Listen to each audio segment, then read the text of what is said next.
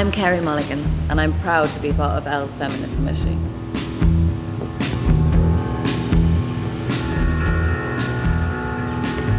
I was drawn to the film for a lot of reasons, for the fact that really I grew up knowing very little about what the suffragettes really did, and I didn't really understand the struggle that women went through to get the vote in Britain. And so the more I learned about it, the more fascinated I was by it.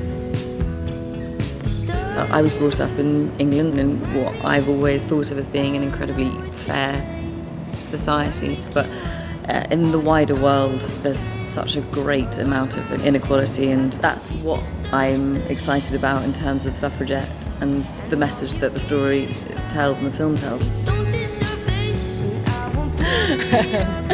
I've rarely been catcalled at, but in my limited experience, it's not great.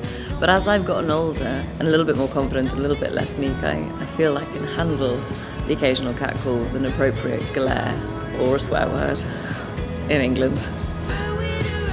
I mean, we live in such a horrible culture of body shaming, an obsession with celebrity bodies, and this idea of idealising people's bodies and then crushing them the minute they're not completely perfect. I feel really lucky to be able to be a bit older and have a bit of perspective and be able to see it for what it is, which is mindless nonsense, and to have this understanding of what really matters. I just feel proud of being a feminist. I went through a press junket for another film where my character was deemed to be a feminist, and it was so extraordinary to see so many people asking me in interviews, "Are you a feminist?" And I'd say yes, and they'd go, "Whoa," like that was some sort of revelatory thing in 2015.